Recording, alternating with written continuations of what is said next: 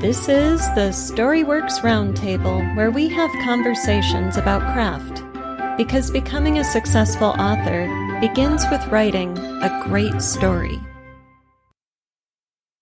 Storyworks Roundtable is all about conversations about craft.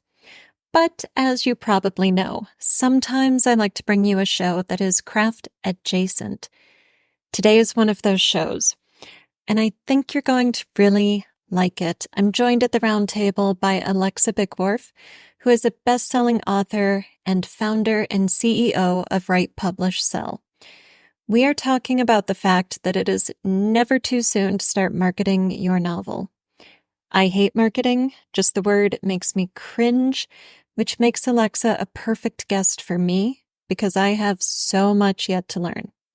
She was a ton of fun to chat with, knowledgeable, enthusiastic. She shares everything so generously.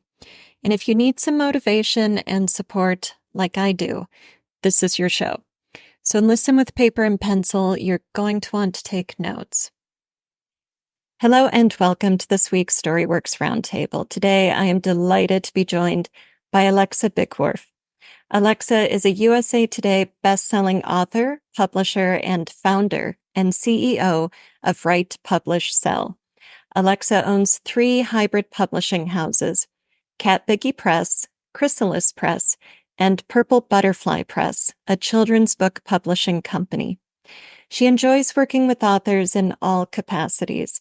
Her courses and training focus on author professional development, platform growth, and fun, creative ways to market books. Welcome, Alexa. Thank you so much for joining me today. Thank you for having me. I'm happy to be here. Thank you. So why don't you tell us a little bit about your author and publishing journey? Okay, so I did not start off with the intention of being a published author. Actually, we suffered a tragedy in our family. We had identical twins that were born early and were suffering from a syndrome, and my daughter Catherine passed away 2 days after they were born. So at the time, I was seeking for any way I could to wrap my head around what was happening and to process that pain. And what I wound up doing was starting a blog. And I was blogging about twin-to-twin transfusion syndrome. I was blogging about having a baby in the NICU, bringing home one baby, losing a baby, and all of these things. And after a while, I decided that I would really like to publish a book for grieving mothers. So I pulled together people in the communities that I was a part of, and we published a collaboration, a book of 34 stories from moms and dads called Sunshine After the Storm, a survival guide for the grieving mother. And in that process, I found that I not only really enjoyed the process of writing a book and pulling it all together, but I also really enjoyed the process of figuring out all the many things you have to learn to publish a book. So I had 3 children at that time, and I started, I also had a parenting blog. So I wound up co-authoring a couple of parenting books and then doing some anthologies with that. And as I'm publishing more and more books, people kept coming to me and saying, I want to write a book.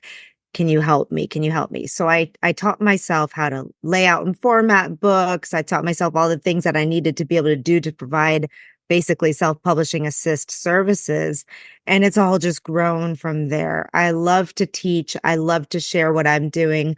But more importantly, I love to help authors not fall into some of the traps that we see. And I love to make sure that they're aware and educated about the choices and options and things that they need to do, because self-publishing is not easy. It can get very, very expensive. You can make tons of mistakes.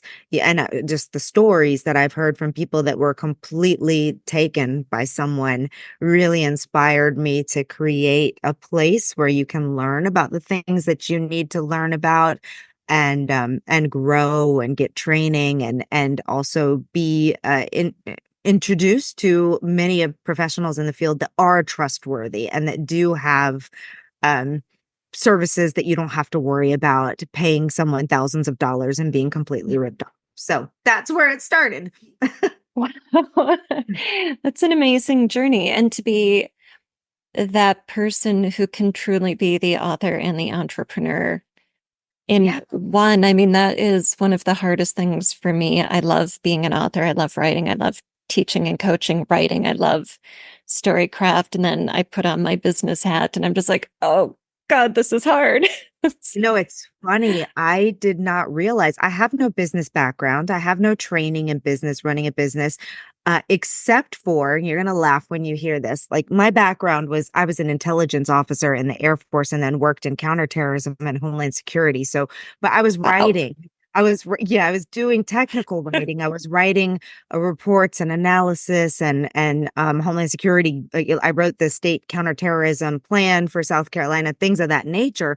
But so I have a background in the technical writing, but I had no background in business except, and this is the funny part, I had done multiple MLMs, and people give a hard time to companies like Pampered Chef or Jamberry, which is no longer in existence, or companies like that. But I tell you what, I learned some really good business skills and learning how to work, to do different things. So, but what I found in my journey is that while I love the publishing element, like I am an entrepreneur, I had no idea that I had this skill set in me, but I love finding what people need and creating the solution to those. And that has been a blast for me to do along with writing. So, Yeah. Oh, that's exciting. And so you're here today to help our listeners think about marketing. yes. So even if you're just starting your book, you come to the Storyworks Roundtable because you want some craft ideas. It's not too early to start thinking about marketing and building your community. It's never too early. It can be too late. It is never too early. And this is the thing. We come into this and we spend all this time and energy and money to write these books. And then we're ready to publish them. If you're self-publishing, or ready to go out and find a publisher, and you get so excited and you put it on Amazon and you sell 10 books. And that is the most, doesn't matter how good that book is, that is the most disheartening, frustrating experience ever. And the thing is, there are a lot of self-published authors who are doing very, very well, but they have things. The reason they're doing so well is they have a backlist. So they have more than one book. They have an email list. So they have customers waiting for those books to come out. They have a vibrant and engaged social media community. And it doesn't have to be, email list is critical, I think, but not all of them are super active on social media. But these things take planning. You can't just pop up an Instagram account and have 1 million followers tomorrow. It takes years sometimes to grow these. It takes years to grow a community and readers and doing those things. So yes, start while Hmm, you're writing. Start so early in the process to start finding those readers so that you can sell your books.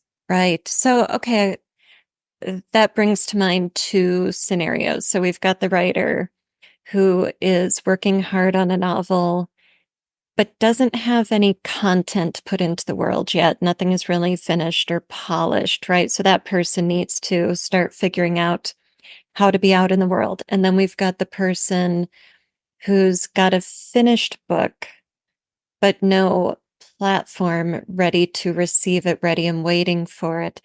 So I don't know if that's one problem, just two variations on one problem or two separate I'll people. But address I, both of those communities. right? And Yeah. okay, so first of all, we all have content. Even if you haven't written a word of a book, we all have content, whether it's talking about our ideas, whether it's talking about our characters that we're going to write about, whether we want to talk about the setting that it's in.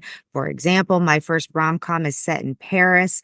I was posting about Paris, pictures of Paris, trips to Paris, things of that nature, and it wasn't necessarily about I wasn't sharing excerpts from my book. I was sharing things that were happening in Paris and all of that, So and even if you don't have that type of content, the most important thing with building an audience is finding the readers that your book is going to resonate with. So right there, what is your book about? What other books are written on them? Can you post reviews of similar books? Can you interview authors that have written similar books? Can you, if it's nonfiction and you're an expert in something, you can share so many things that you're an expert about in that field. If you're writing a cookbook or a nutritional guide or a yoga book or a meditation book or a how to build websites, like there's so much that you can talk about that does the process of finding those followers and having people follow you and get on your email list or follow you on social media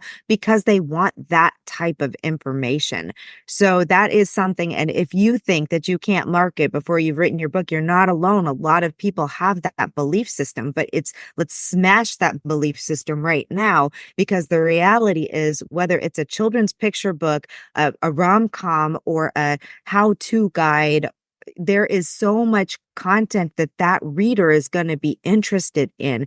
And that's the type of stuff that you start talking about as you're growing the people. And then you've got the people on your social media, which is used to drive them to your email list when it's time. And you say, okay, guess what? I've written a book about this topic. Who wants to get on my email list to learn more? Who wants to be an advanced reader? Who wants to do all of these things? So now audience two is the Mm-hmm. person who has finished their book and has no platform and is ready to go. Well, here's what I'm going to say to that. You can use your first book as a platform builder.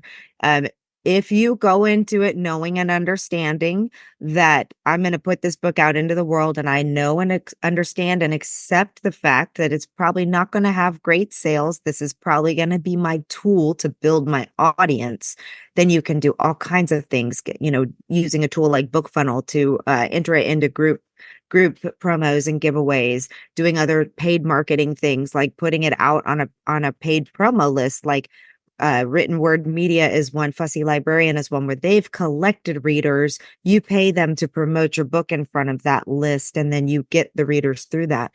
But I think the longer I'm in this business, the more I want people to understand that you have to be writing more books and using your backlist as a way to market as your other books come out.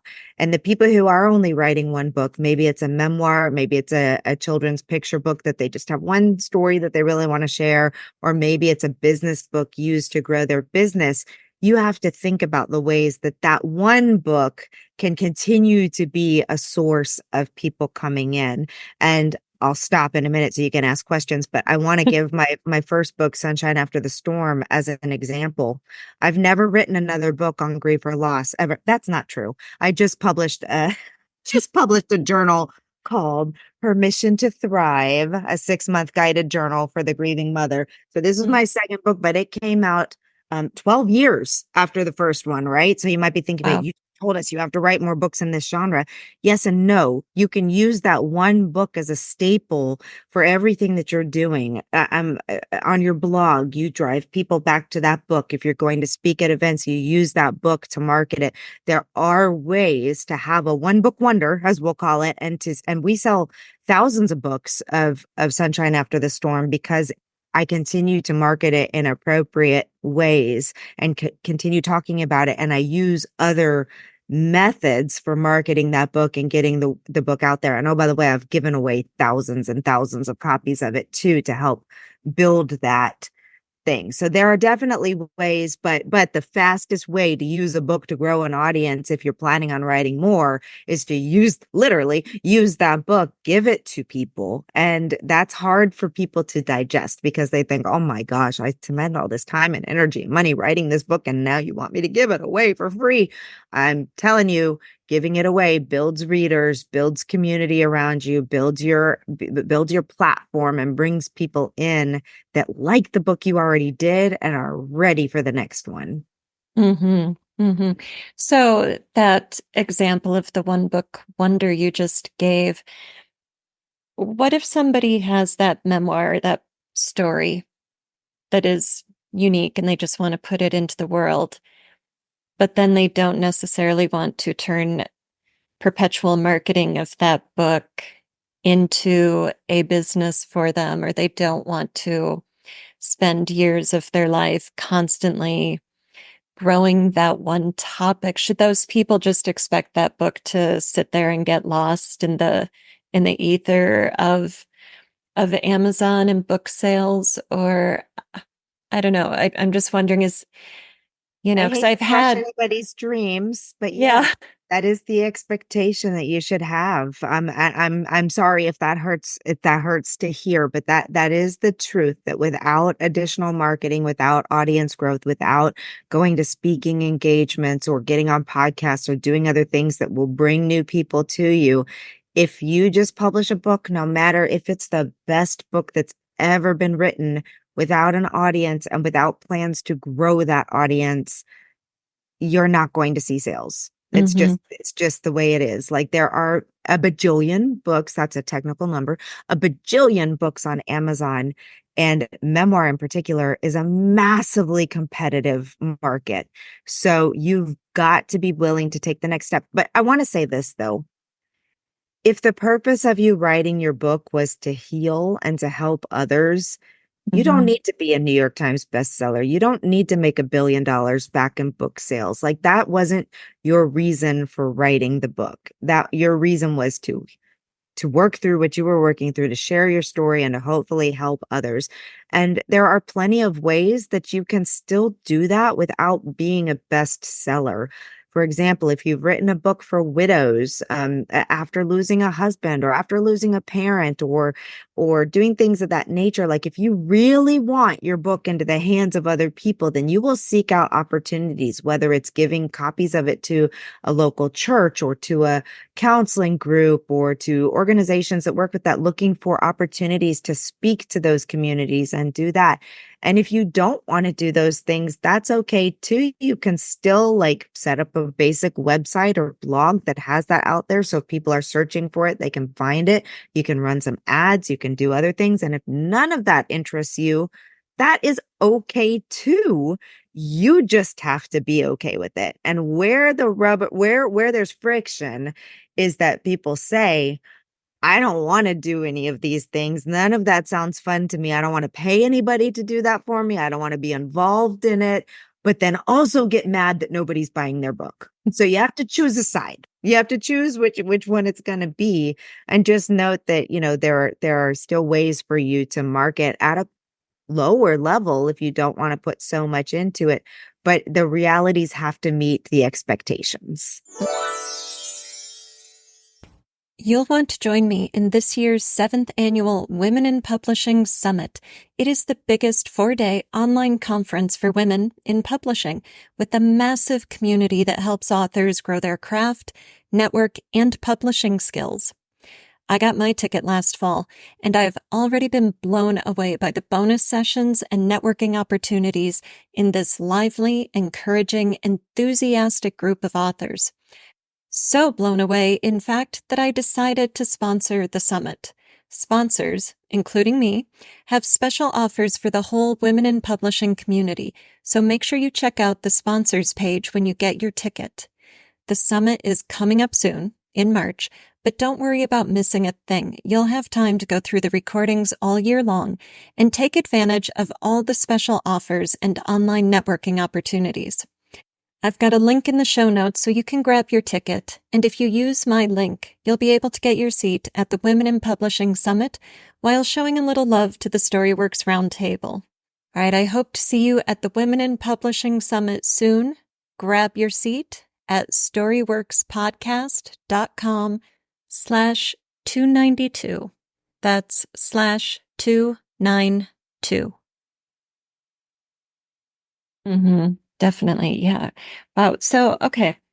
While you were talking, two more thoughts that come to mind are overwhelm and imposter syndrome. So wherever you're at in your publishing journey, wherever you're at in building your list and your marketing, when we look at all of the things we have to do, when we put on our business hats, first, it's overwhelming, right? It is. So I think we need to talk about strategy a bit, but then maybe before strategy, we have to get over that emotional hurdle of feeling like I'm not up to the task. I don't know what I'm doing. Nobody cares what I have to say. So, yeah. Well, let's start with that one first. If you Hmm. don't have some of those fears and feelings, you are a unicorn, because I have not met an author yet, even like people who've written 15, 20 books and are best-selling authors, like I've heard them talk about, they still have the same kind of fears and still have that, like, am I good enough and all of that. So that's something that we all have to work on and get better at. But I struggle through the same things. When I published that first book, I thought to myself, who am I to put out a survival guide for the grieving mother? Like I had one experience, but which is why I chose to do a collaboration because I wanted it to be a collection of stories so that hopefully people would see themselves in that book. But that's not always the way your book is going to go. So you often like, why am I'm not a trained psychologist or therapist, or now I'm a trained grief recovery specialist. But at the time I didn't have those pieces in my toolbox, and we all struggle with that. And then I moved there into parenting books, and then moved into resources for writers, doing books on publishing and marketing and all of that kind of stuff. And again, I think to myself, gosh, am I an expert? Like, am I really the expert? And I'm like, oh my gosh, you are an expert. This is what you do professionally. I've been doing it for years. Like, if you're not the expert, there are no experts. So, so you kind of have to embrace that you are, and if you can write a book about something, you are an expert, period, and full stop. Also, very few people actually make it to the finishing mark, even though in the world we're in right now, it may feel like everyone you know is writing a book.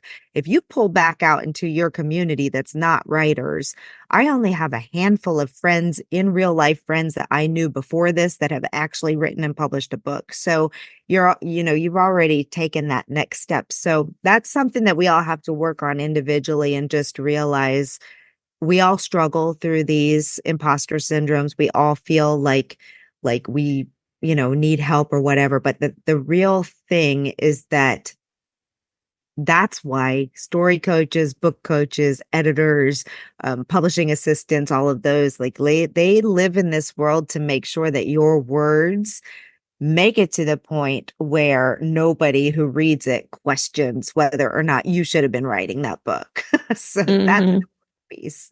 I don't know if you want to pause and talk about that, or if you want me to go straight into the overwhelm piece. Yeah, I was just thinking that something I could maybe add is that as a developmental editor, um, wherever somebody is at when they come to me with their manuscript, whether they're a novice writer or an experienced writer, however knowledgeable they are about craft, I always have so much respect for what they're doing because they're investing in working with the developmental editor. They're investing in their writing, they're investing in themselves and in their growth as a writer. And so, whether you feel like an absolute beginner or, somebody with a PhD in writing, when you get to this, we can apply that to the business side of it too and Mhm. say, I might not know anything today,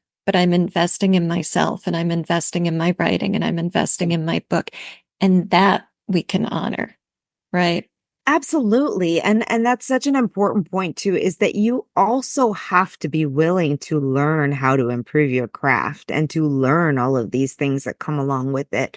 If you just think you have a great story, and you probably do, lots of us have great stories, and then you just throw it onto the paper, but when it comes down to it, you didn't know or understand the genre norms. You didn't know and understand like the beats or the, story arc or the things that are supposed to happen. Like even if it's a great story, it may still fall short. So really taking the time to learn those things.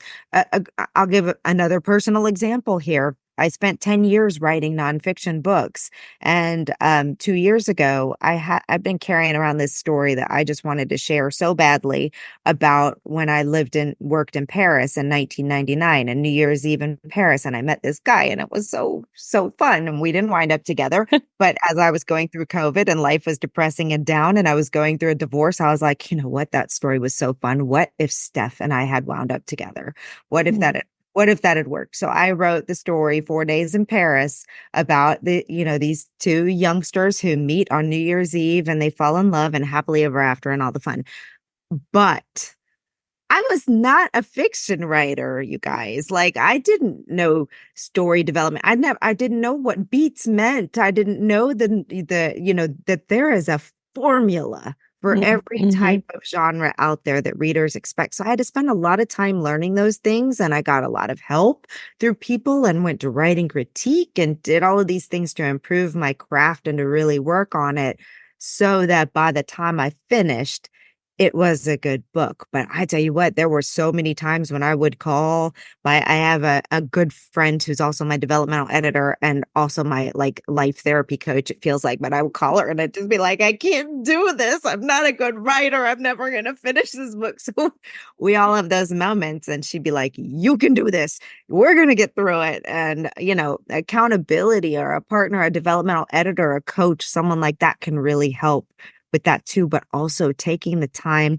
read as much as you can in your genre so that you start seeing those formulas and those patterns. And rom-coms are exactly the same. They're exactly the same. There's some kind of a meet cute. There's some, they build up, they have fun, funny things happen. Something dramatic happens. They either break up or there's a misunderstanding or something. It's, oh gosh, everything's so bad. And then they find a way back to each other and it's happily ever after and everybody wins. And so that's every one of them. And you'll find that that's the same with every type of book that you write. But if you're not reading them, you don't know that. And I'm sorry, I went off on all kinds of rabbit holes there, just like as I'm thinking about all of this. But to go back, like I didn't know. I mean, I knew that formula was there because I watched and read so many, but it wasn't Mm-hmm. like something I was thinking about necessarily as I wrote. And Right. while I started, reading, I read some craft books. I attended workshops. I went to this wonderful conference called the Writing Gals. I brought people into the Women in Publishing Summit who spoke about romance writing and all that, so I could learn from them in my own event. And it really is. It is a huge investment back to your Mm-hmm. learning and doing it. Definitely. Yeah. And it sounds like you were really following your passion too. You had a story that you'd been burning to tell for years. And so when it was time, then what might have felt like a chore, like tackling this learning curve and reading these books and learning these skills, becomes fun and exciting because you're ready to get that story out of Yeah. you and you're ready to take on the challenges and meet them. And so, I think with the publishing and marketing side, it can feel like a chore, it can feel like we're behind this huge learning curve and we're never going to get over it. But I think when we're really ready to see the book in the world and to see the book meet readers and readers come back and meet us, then we can build some excitement Yes. around these things we need to do around our strategies and, the tasks. Absolutely. Well, and the publishing side, if you don't like following a bunch of steps and learning a bunch of things, yes, that one, I enjoy it because I like puzzles and solving puzzles, and publishing is a big old giant puzzle, really, at the end of the day. But not everybody loves that piece of it. That's hard to find fun if you're basically a project manager. You're a project manager with a lot of tasks that have to be done in a certain order, etc. But marketing, it really breaks my heart when people say that they don't enjoy marketing, because if you can just throw away the word marketing and instead replace that with building relationships with my Mm, readers, then it's so much more fun. And when you can approach it that way and just think about, this is something that they need, that they want, that they crave, whatever it is, there's a need for your book and there's readers that need and want that. So when you think about, I'm just out there sharing what I do, sharing what I have, what would be of interest to these folks, and creating those relationships with them, then it makes it feel like a lot less work and a lot more fun with your audience. But it's the most fun. And this is why marketing should start early and building those relationships and bringing in advanced readers and having some things that help you at that launch time. It is so much fun to see people sharing images of your book and giving their video testimonials or their posts on Instagram or their blog posts or whatever. And I'll never forget some of the comments and the posts that came up about this book. I mean, this one lady just like was over the moon about my book, and it was so exciting. And it's like, is she talking about my book? Like, it's this, but your books are so powerful. Books are so incredibly powerful. They make people feel, they help people learn, they help people change, they educate, they open up a whole new world to people that they may never be able to go see or do on their own. I'm giving myself chills here. So when you think always with something that seems Yeah. difficult, when you think about the bigger impact and the bigger purpose of what's happening, whether it's to make someone laugh, whether it's to make someone cry, whether it's to make somebody terrified, whether it's to help them teach something or learn something or do something, it's got that bigger purpose, and you have the honor of being the person that gets to bring that into the world. Mm, I love that. I think everybody should just like sit with that for a moment, right?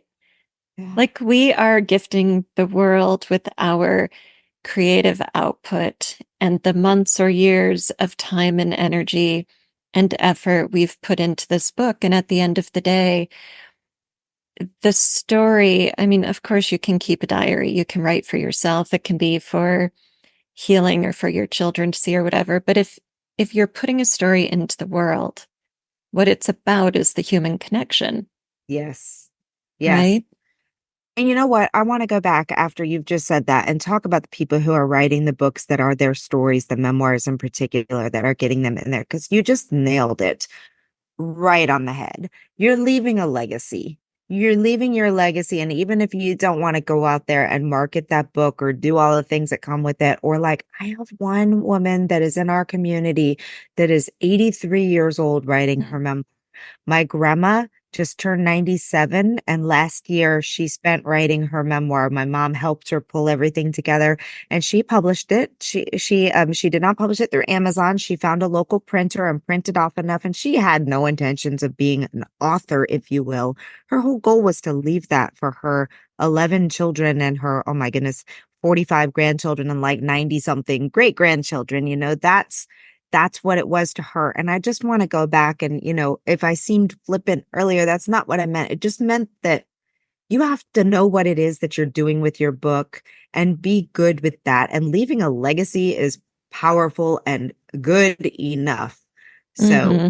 don't feel bad if you don't want to do all those things, and don't be discouraged from still moving forward and gifting your book to the world. Oh, definitely. Yes, keep writing whatever your reason is and, Yes. you know, put it into the world in whatever form, on whatever scale is Yeah. right for you. Yeah. Yeah, definitely.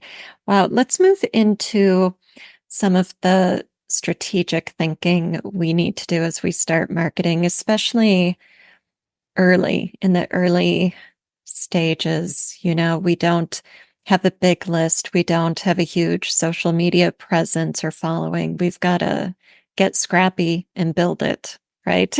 Yes. And this goes into the piece of your question earlier that we never really touched on, is the overwhelm, because that's where it gets overwhelming. Is all of a sudden you're thinking, oh my gosh, in addition to writing a book, I have to learn how to set up an Instagram account. I have to set up a Facebook business page. I have to figure out what the heck an email CRM is and what I do with that. I need a website. I got to be here. I got to be there. And what people are telling me I need to be on TikTok. This is madness. So the way to not make it as overwhelming. I'm not going to lie. In the beginning, if these are all new skill sets to you, it will take time and energy, but it's worth it. And the good news is once you've done the work initially and built that, then a lot of it gets a lot easier, and you're just building off of what you've already spent the time doing. So in answer to your question, to reduce the overwhelm, it is about strategy. It is about sitting down, starting early, and thinking a couple of key questions. Where are my readers? Where am I most likely going to find them? And what kind of things would be interesting to them, so that I'm not spending a lot of time creating stuff just for the sake of creating things? And what do I need at a bare minimum? If your audience is 50 plus years old, they're going to be mostly on Facebook still, even 40 plus, I would say. And so setting up a business page is fairly easy, posting things to there, but it's takes work to grow those things, but at least there you have a presence, you have a place where people can follow you, all of those types of things. I would say at a minimum, your minimum Now, again, I'm speaking to the people who want to build an audience and want to see more book sales and probably want to do more books. So, first of all, everything does not have to be created and blown up to the proportion that you want it by the time your first book publishes. It just needs to be started and on its way. And you will add to it as you go. At a minimum, I think that you should have a basic website, even if it's just a landing page or a blog or a place that they can go to sign up for information or to find out what books you have and what you're writing. And what's called an email CRM, which is an email customer relations management tool. These are tools that allow you to collect email addresses from people and send them emails, and they can unsubscribe. You cannot just add a list of people into your Gmail and send them emails. That's against the law, just so everybody's clear on that. Like, so you have to use these tools so that they can stop receiving emails when they want to. And there are simple tools out there that are easier than others. Again, all of these things take a little bit to learn, but guess what? There's lots of people who can help you do these things as well. Um, and then some presence on social media. You don't have to be in all the places. I like to tell people to sign up for the accounts in the places they think they may want to be one day so that they've saved that handle. But you have to spend a little bit of time to think about where your reader is going to be. Are they on Instagram? Are they on Facebook? And the easiest way to figure that out is to ask them or ask other people who are reading similar books. Like, where do you spend your time? Are you on social media? But the thing about a website and an email list is that alone can be enough for you, because people are still using email. They're still using Google to find things. They're still reading blogs. They're still doing all of those types of things. They're still Googling, looking for people on websites when they're looking for stuff. So use that social media to enhance what you have going on with your website and blog and all of that. Sorry. Mm-hmm. So package just delivered and my dog's going nuts. But I guess the easy way to make sure, sorry, there we go. The easiest way to make sure that you're not overwhelmed is to not try to do everything last minute and everything all at once. So if you start very early and you say, okay, today I'm going to set up a MailerLite account, and now I'm going to start, figuring out how to use that, figuring out how to send emails, figuring out how to collect email addresses. Tomorrow or next week or whenever it is, I'm going to set up a basic website. And I'm going to connect it so that people can sign up for more information and get on my email list, or, those types of things. And because as my long-term growth, I want to be growing an email list so that I can send people to that. So what the solution for one person is not going to be the same solution for everybody, but you have to, again, be thinking about these things early enough in the process that you have a plan for where you want to be and getting there as you're working on your writing. It's not that hard to spend 15, 20, 30 minutes a couple times a week working on social media when you're not stressed out about it. What is hard is when your book is about to launch and you realize I only have 12 followers, and by next week I need to have 12,000. What am I going to do? Well, that's impossible. So, but start slowly and surely. And again, posting things that will be of interest to them. And I just want to say, if this sounds like horrific and horrible to you, you're not alone. It takes some time to get used to these things, but there are also many, many, many wonderful companies and author assistants and people who this is their jam. They love doing it and will be more than happy to assist you with getting some of these things at least set up so that you're not overwhelmed by that piece, and then you can grow it from there. Mm-hmm. Yeah. And I love using resources like people where this is their jam and it's not my jam, and approaching them and saying, I want you to set this up and teach me what to do Yeah, so I can maintain it, right? Because we don't all have a budget to, in perpetuity for these things. We might have set aside some money, done some saving for our launch or for our build out or for whatever we need, but we aren't going to have that same bucket of money every single month right. going forward. And a lot of people, these, independent, um, self-employed people are so happy just to say, yep, I'll take a project and I'll show you what I've done. and then I'll cut you loose and, come back when you need to refresh it or you need help. And it's Yeah. really nice to find resources out there in the world. There is a website that I am involved with. So, full disclosure, I'm a partner in this company. It's called Busy Bee Author Assistance. We are busybee.com. It's a collection, and you, as the author, can go in there at no charge and look through the whole directory and put in a request for information from different people who can help you with all of these types of services. And you're right, to your point about the budget. Yes. And my stance on this is always, if you are on a super limited budget, save your money for good editing, a good cover, formatting, those pieces of it, because it doesn't matter how much time or energy you spend marketing a book. If it's got a bad cover, if it's got grammatical mistakes and typos and all that kind of stuff, you're going to just have a really hard time selling it. So, focus on the quality of the book first, but there's a lot of things that you can do. If you start really, really early in the process and start talking about what you're doing and getting interest in people and all of those types of things, you're putting it out there in the world. This is coming. You're getting people, you're getting those readers. And then when you're ready to do the other things, they're already primed and ready to go. And so it's often a trade-off. It's often a trade-off of money versus time. And which one you have more of is the one that gauges, how much you do on your own and how much you ask other people to do for you. But I mean, Ever wish you had a developmental editor on speed dial? How about the next best thing? Join me in the Writer's Circle, a free office hour where you can ask questions and get answers. The schedule is posted at wordessential.com/events.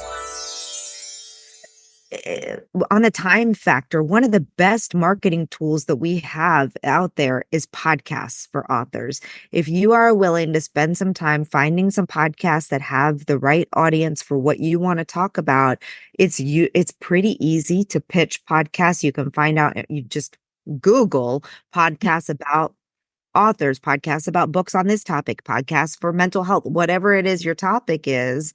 And you go to their websites, and almost all of them that accept guests will have information on how you become a guest on that show. And it costs you nothing but your time to prepare, something to pitch them, to send them what you'd like to talk about, fill out their application, whatever, and then record with them. And it's low pressure because it's recorded, it's edited, you get questions in advance.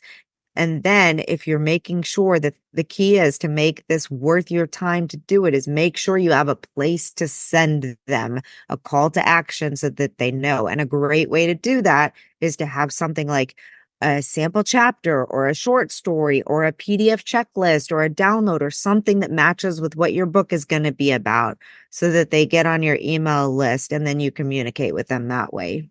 Mm-hmm. Wow. So I want to talk about community. I feel like we've touched on community several times through this, and I know everybody, myself included, is going to have to listen to this with a notebook and pencil in hand, jot down all the resources you're telling us about.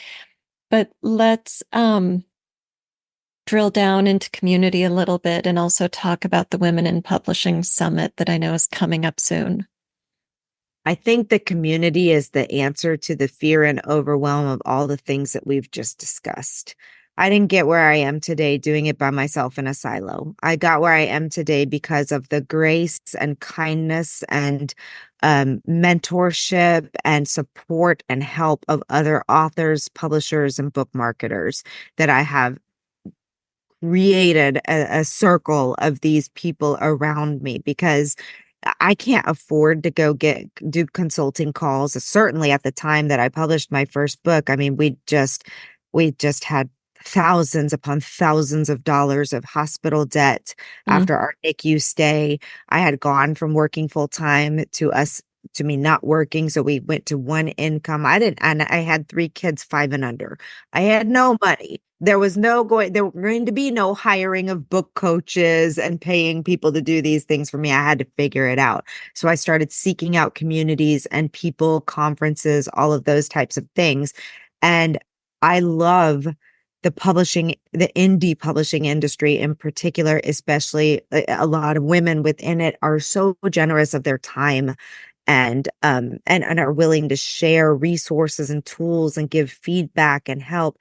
Now, nobody's going to edit your book for free.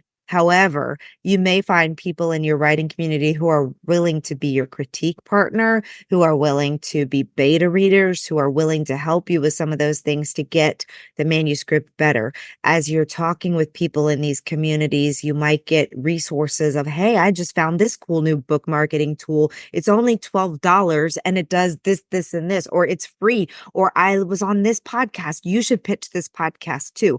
Like that's how the coming together and sharing resources across not only authors, but also publishing professionals in the community is what we really strive to do with the Women in Publishing Summit, is to bring everybody into the same room where we're learning together, we're networking together, we're answering questions together, we're brainstorming, we're sharing resources, we're helping each other out. And almost everybody in this industry knows what it's like to start out and to be a beginner and to need that help as you get through the process. So for me, I couldn't do this without community. First of all, writing is isolating. And especially if you don't have anybody in your world that understands the frustrations of all the things that we go through, the imposter syndrome, the mindset issues, the writer's block, oh my gosh, I just wrote 60,000 words of pure crap. Nobody's ever going to read this. Like what's happening? Like to have people who get that and know that and understand it. But it's also a place where we can come and learn together, and we can learn from people who are farther ahead from us and who have great resources and tips to save time, energy, and money and all of those things. So community has been so important to me from the time I was a small child. I grew up in an army brat and we moved a lot, and it would have been a horrible existence if it weren't for the fact that everybody was in the same boat together and you form a family with that military community. And then I went into the military and had that same experience. And then in the grief and loss, I found community of people who had gone through it and understood it. And it's the same with the writing and publishing community. Like we're all here to help each other. And it's just a wonderful way to move the ball forward on a lot of things and to get the support that you need. Mm-hmm.